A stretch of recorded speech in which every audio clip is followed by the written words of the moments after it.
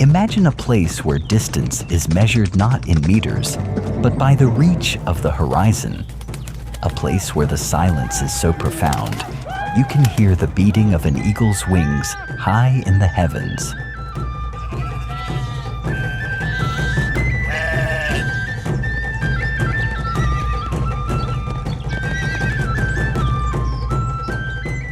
Mongolia, the most sparsely populated nation on Earth, a land of extremes, where bone-chilling winters plummet below -30 degrees Celsius and summers burn with a fiery intensity.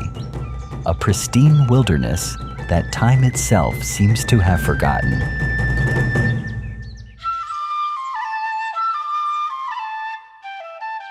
In one half of the world, people crowd inside the concrete blocks of modern metropolises. But here, a third of the population still chooses to live in mobile tents, preserving a nomadic way of life that has remained unchanged since the 13th century. This is a place where children learn to ride horses before they can even walk. A place where humans do not conquer nature, but dissolve into one with it. From the conquering hooves of Genghis Khan that once shook the foundations of history, to the resilient blood that flows through the veins of today's herders. Join us on a journey to answer the call of the emptiest land on Earth and discover how humanity finds absolute freedom in simplicity in the heart of Mongolia.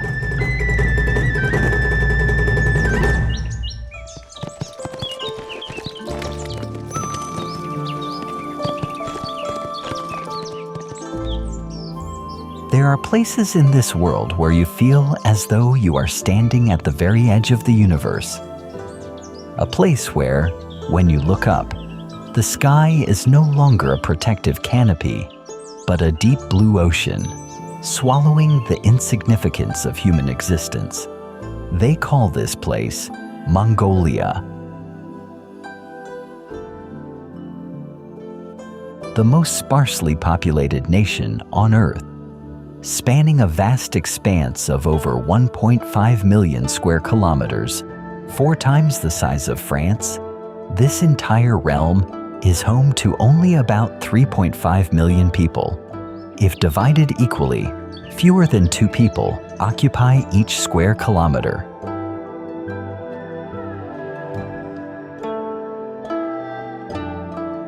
Geographical maps define Mongolia as the world's second largest landlocked country.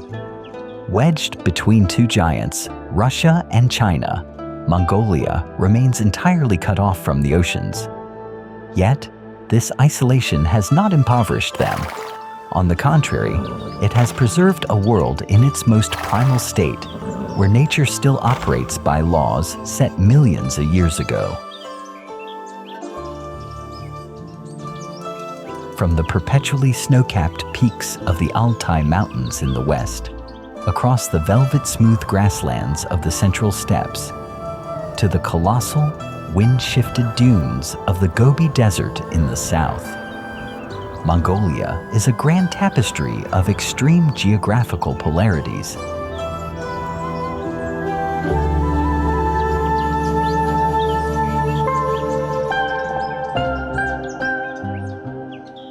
The climate here is a grim test of survival.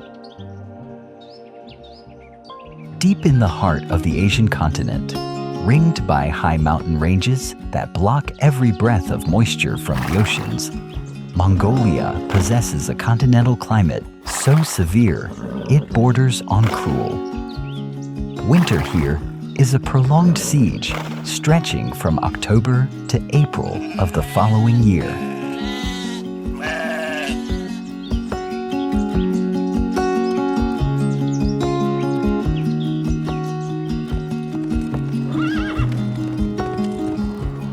Freezing winds sweeping down from Siberia plunge temperatures well below -30 degrees Celsius, while in some isolated valleys, the mercury bottoms out at a staggering -50. Life freezes over, rivers turn to stone, and a thick blanket of snow buries the pastures. A phenomenon the locals call Dol Zood, a nightmare capable of wiping out millions of livestock overnight.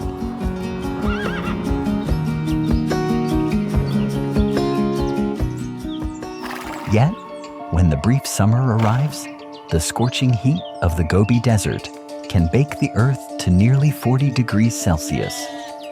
In just a matter of months, the landscape sheds its pale shroud of ice and snow for the vibrant green of young grass, before turning to the burnt gold of autumn. It is this brutal transformation that has forged the Mongolian people, resilient as granite, unyielding as the wind, possessing an extraordinary adaptability that no urban civilization could ever truly comprehend.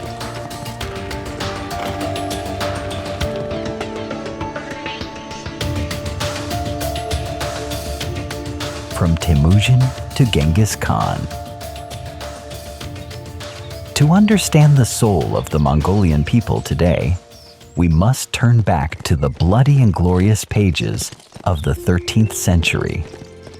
Look upon this vast emptiness.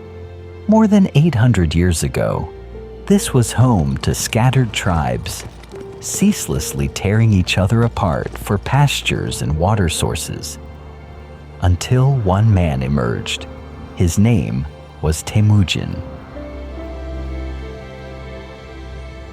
Born into hardship, witnessing his father's poisoning and his family's abandonment, Temüjin grew up driven by the fierce survival instinct of a steppe wolf. Through innate military genius, a profound understanding of human nature, and iron discipline, he systematically conquered and united all hostile nomadic tribes under a single banner. In 1206, by the banks of the Onan River, he was proclaimed Genghis Khan, the universal ruler, the supreme sovereign of the steppes.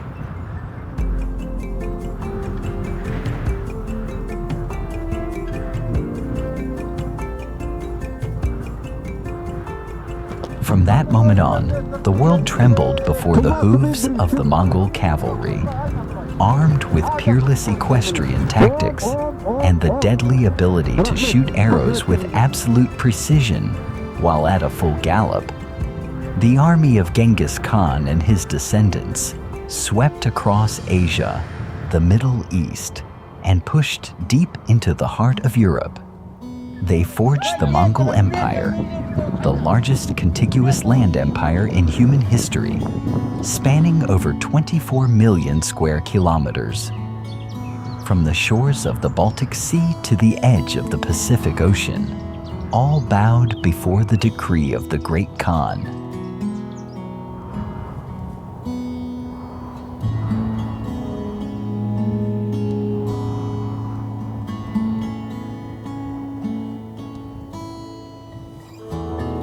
Ghosts and legacy. The century of conquests has long receded into the past. The once magnificent capital of Karakoram, where emissaries from across the globe once came to prostrate themselves in audience, now lies in archaeological fragments, cradled by the Orkhon Valley. The fortified citadels they once leveled have given rise to new cities. Yet, to the Mongolian people, Genghis Khan has never been a ghost of the past. He remains the founding father, the very soul, and the bedrock of their national identity.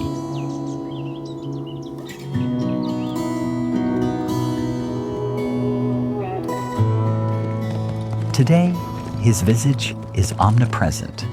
From the colossal 40-meter-tall stainless steel statue at Songjin Bulldog, the very site where he is said to have found his fateful golden whip, to his solemn face printed on the Togrik banknotes.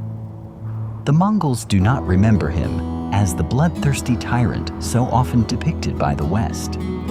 they remember him as the man who brought law, a writing system, and the first postal network to the steppes, laying the foundations for Pax Mongolica, a century-long peace. The power of that past remains the spiritual anchor that keeps the Mongolian people grounded through the shifting tides of time.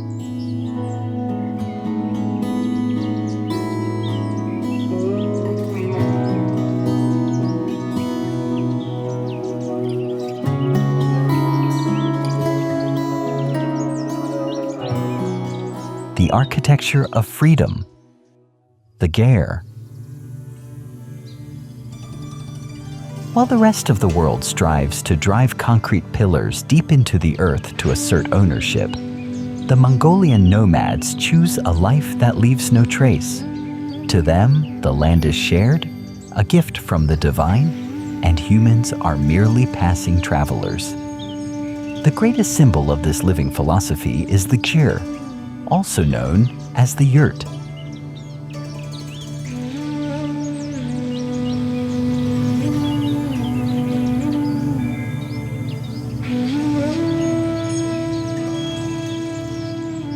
Seen from afar, the pristine white gears resemble giant mushrooms sprouting from the emerald steppe.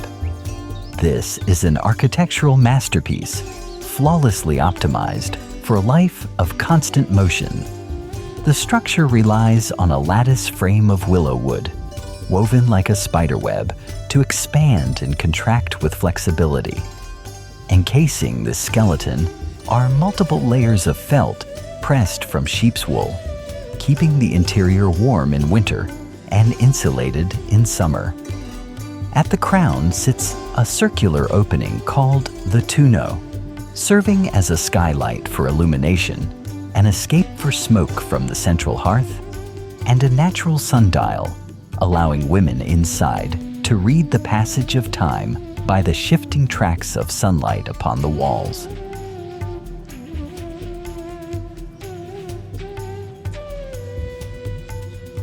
The ultimate marvel of the Ger lies in its mobility.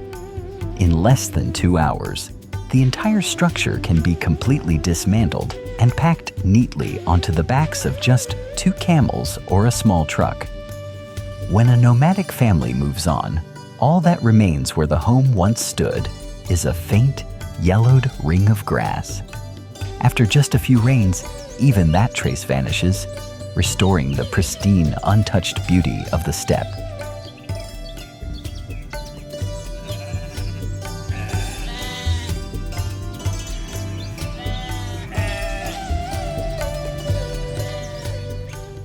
The rhythm of the 5 snouts. The life of a nomadic family revolves around the Tavan Kushu, the 5 sacred animals, which include sheep, goats, cattle, including the Tibetan yak, camels, and horses. They are not merely property. They are the very lifeblood, the sole reason for the nomads to migrate 4 times a year, with the changing seasons searching. Sheep and goats provide meat, milk, and wool for daily survival. Yaks shoulder the heavy burden of pulling carts through high mountain passes, while 2 humped Bactrian camels serve as the armored vehicles that carry them across the scorching heat of the Gobi Desert. The nomads intimately understand the temperament of each beast. They do not corral them within suffocating barbed wire fences. The herds graze freely across boundless expanses, and the horseman needs only to sit upon his mount, using a long lasso pole called an urga to guide them home as twilight falls. It is a flawless symbiosis of human, animal, and Mother Earth.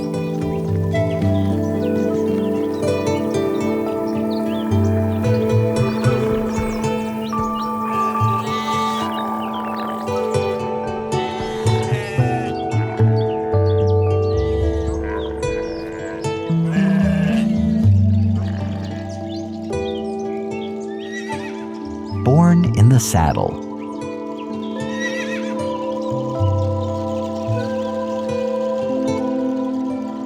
There is a saying on these lands: a Mongolian without a horse is like a bird stripped of its wings. Here, the horses outnumber the people. To the nomad, a horse is never merely a means of transport. It is a companion, a kindred spirit, woven into the very fabric of steppe culture. These Mongolian horses lack the towering, fierce stature of their European counterparts, yet they possess a fierce, unimaginable endurance. In the brutal winters, they dig beneath the thick crust of snow for survival. On the open plains, they can run for miles on end, unbroken and unyielding. The bond between man and horse begins at the very dawn of life.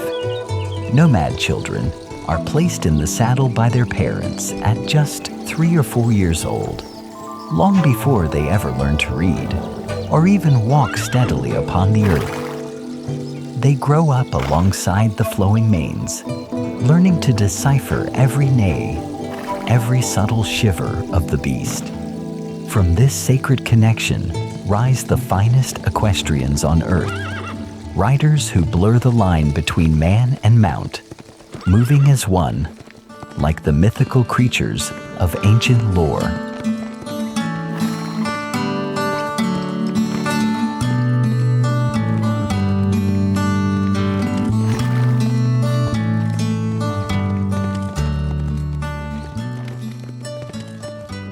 The 3 Games of Men. Once a year in July, when the steppe turns its most lush and vibrant green, the entire nation of Mongolia stirs to the rhythm of the NAADAM festival. This is the country's greatest sporting celebration, a tradition dating back to the era of Genghis Khan, designed to train and test the skills of warriors. NAADAM revolves around 3 traditional sports known as NAADAM, the 3 Games of Men: wrestling, archery, and horse racing. Mongolian wrestling knows no weight classes and recognizes no limits of time. Clad in the traditional zodog, an open-chested jacket, and the shoedog briefs, the wrestlers swoop down upon each other like mythical phoenixes. It is a battle of raw power and profound leverage, where victory is claimed the moment any part of the opponent's body, from the knee up, touches the earth.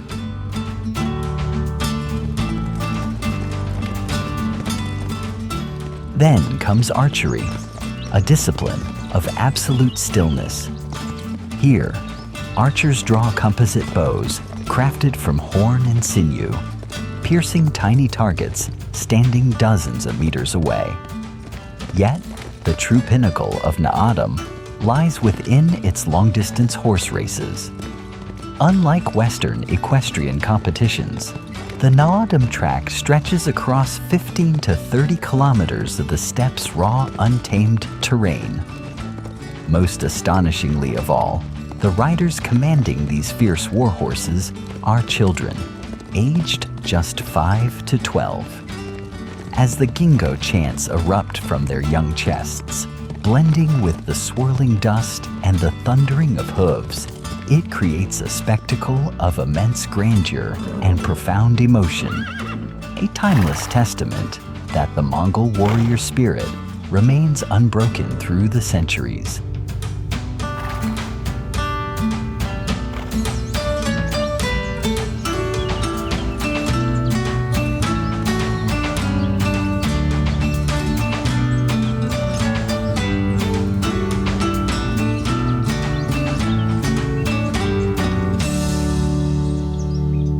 Shamanism and the veneration of nature. Amidst the vast, endless expanse of the steppe, humans came to realize just how fragile they were against the forces of nature. From this raw self-awareness, shamanism was born. The most primal form of belief held by the Mongol people. To them, this world is ruled by Monk Tengger, the Lord of the Eternal Blue Sky, and Earth Mother, Temüjin. They believe that every mountain, river, and stone harbors a hidden spirit, and that the shamans serve as the sacred conduits, bridging the mortal realm with the unseen spiritual world. The most tangible manifestation of this faith is found in the ovu, sacred stone cairns that crown every mountain pass, crossroads, and holy site across Mongolia. An ovu is a mound of stones gathered over generations by passing travelers, adorned with branches and wrapped in cerulean silk scarves known as kadag, the color of the sky. Each time they encounter an ovu, Mongolians halt their horses or step from their vehicles to encircle the altar 3 times clockwise. They cast a fresh stone or a few coins onto the pile, offering a libation of milk to invoke the blessings of the mountain and river spirits for a safe journey. This is no mere superstition. It is a profound reverence for the very ecosystem that sustains their existence.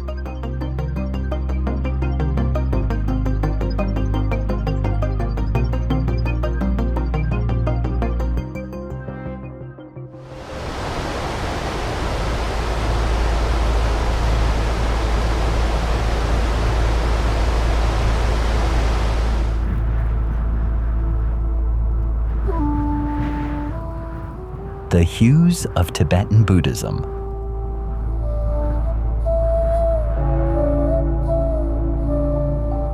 In the 16th century, another spiritual current swept across the steppe, weaving itself deeply into the fabric of indigenous shamanism, Tibetan Buddhism. This profound convergence altered the cultural landscape of Mongolia, transforming fierce warriors into people of deep compassion, yet leaving their resilience unbroken. Amidst the endless horizons of the wilderness, magnificent monasteries began to rise.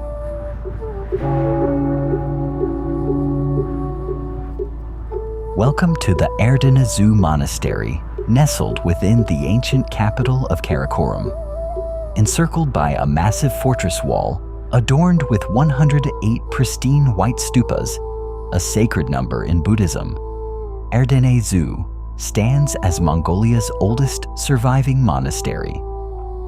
This sanctuary was once home to thousands of lamas, whose chants and prayers echoed through the night. Though it endured the darkest chapters of the 20th century, when ruthless religious purges razed hundreds of temples to the ground and claimed the lives of tens of thousands of monks, Mongolian Buddhism rose defiantly from the ashes. Today, at the Ganden Monastery in the capital of Ulaanbaatar, a 26-meter-tall gilded bronze statue of Avalokiteshvara stands resolute. As the deep, resonant chants of the monks rise once more into the morning air, they cleanse the soul of a nation after centuries of turbulent history.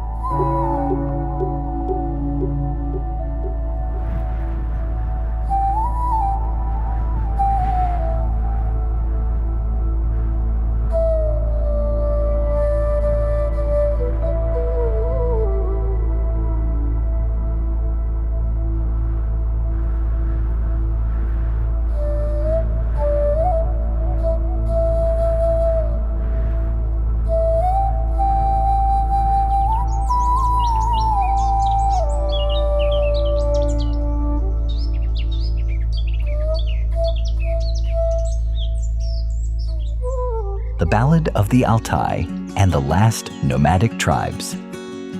A journey through Mongolia remains incomplete without venturing into the Wild West, where the majestic Altai Mountains rise like a colossal, natural fortress, severing Mongolia from Russia, China, and Kazakhstan. This is a realm of jagged peaks soaring above 4,000 meters, perpetually shrouded in snow, and home to glacial jade-colored lakes like Khoton and Kurgan. In the remote, secluded valleys of the Altai Mountains, time appears to have stood still. This is the ancestral homeland of the Kazakhs, a minority tribe who still preserve the 2,000-year-old art of hunting with golden eagles. The stalwart Kazakh men, clad in fox fur hats, riding horseback with a magnificent eagle perched upon their arms, stand as a grand symbol of nature's taming. Yet, the bond between hunter and eagle is not one of master and servant, but of comrades bound by life and death. They nurture the birds from fledglings, braving the frozen white winters to hunt together. Then, after a few faithful years, they release the eagles back into the boundless sky to find a mate, a profound philosophy of reverence for the freedom of all living things.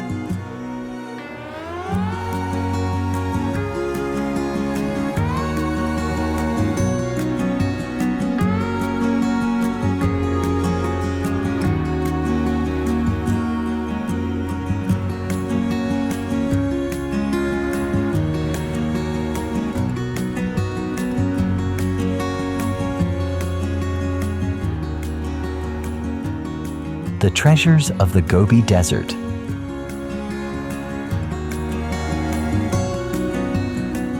From the frozen peaks of the west, we journey south toward the Gobi, Asia's largest desert expanse. Yet, do not mistake the Gobi for a mere wasteland of barren dunes. Mongolia's Gobi is a colossal geological and ecological museum. Here lie the cliffs of Bayanzag, famously known as the Flaming Cliffs. As twilight descends, these clay precipices ignite into a fiery orange red, burning like an eternal flame amidst the wilderness.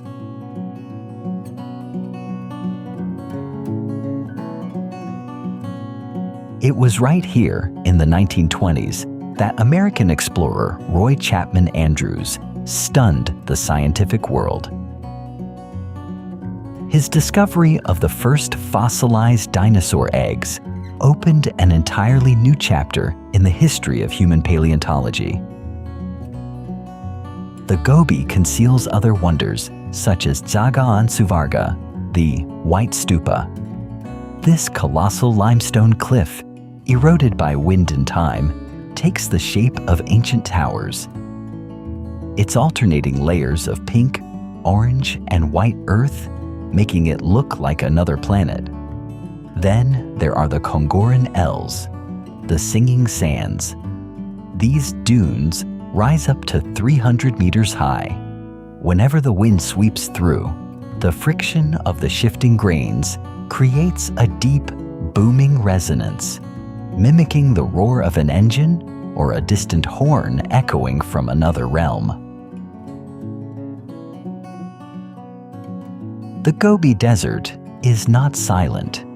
It is whispering a story of Earth's millions of years of history for anyone patient enough to listen.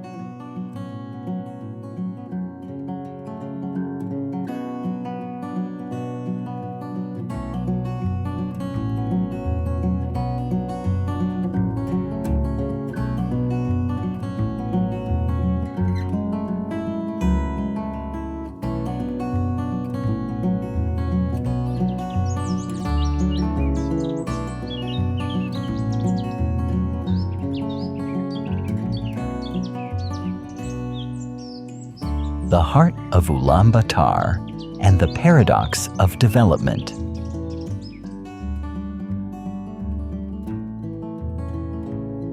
As weary travelers rest their feet after thousands of kilometers traversing steppes and deserts, we return to Ulaanbaatar, Mongolia's capital and its only major metropolis.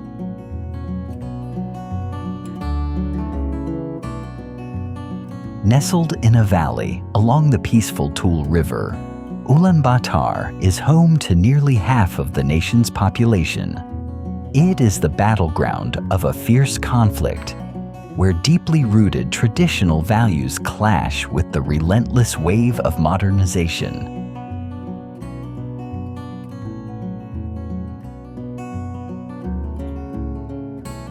Stand at the center of Ulaanbaatar Square. Before you, glass skyscrapers mirror the drifting clouds, luxury supercars line up in endless traffic jams, and stylish Mongolian youths speak fluent English while scrolling through their smartphones. Yet, look just beyond to the city's fringes, and you will see the colossal cheer districts clinging to the hillsides. These are the homes of nomads forced to abandon the steppes. Driven out by the brutal Zood winters that decimated their livestock, or lured by the bright lights of the city.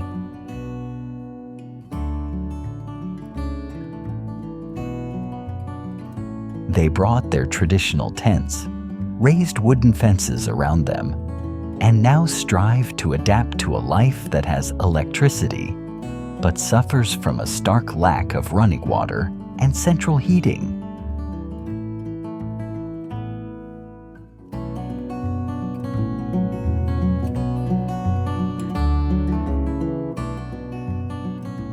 Mongolia possesses some of the world's largest mineral reserves, from copper and coal to gold and rare earth elements. The mining industry has injected massive influxes of capital, transforming this nation into one of the most promising growth economies. Yet, this prosperity comes with a devastating price: ravaged pastures, polluted water sources, and a direct threat to the traditional nomadic lifestyle, the very soul of the nation.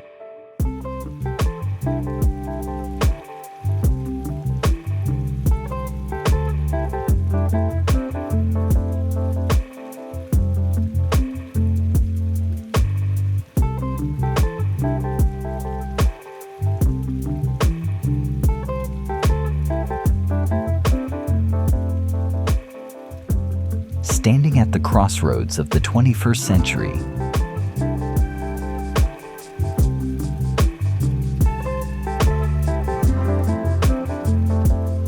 the Mongolian people must answer a profound question. Who are they when they shed their traditional deal costume to put on a Western suit? Yet, if you ever have the chance to step into a jeer tent in some remote corner of the steppe, you will find the answer. Though the tent may now house a flat-screen TV, solar panels to charge smartphones, and satellite internet connection, the hospitality of the steppe remains untouched by time. They will still welcome a stranded stranger with a bowl of tart, fermented mare's milk, irog, serve a steaming platter of boiled mutton, and offer the best sleeping spot in the tent without asking for a single coin in return. The philosophy of mutual reliance to survive against a harsh nature is deeply embedded in the very DNA of these people. The journey of the Mongolian nomad has never truly stopped. Across thousands of years, empires have risen and crumbled into dust, and cities have emerged only to be forgotten. Yet, upon that boundless steppe, horsemen still roam alongside their herds. Jeer tents are raised and struck with each passing season of migration, and the echoes of the Morin Khor continue to resonate beneath the eternal blue sky.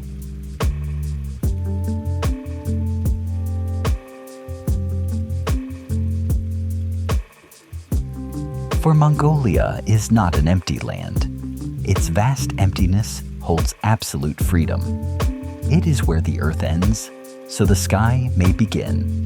This epic saga of earth and wind will resonate forever, into eternity.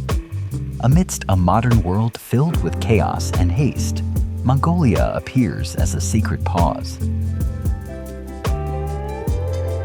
The nomads do not seek to conquer or leave their scars upon the land.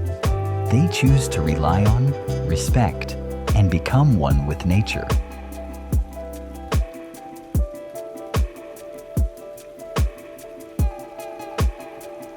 The glorious empires have long retreated into the depths of history, but the soul of the steppe remains immortal.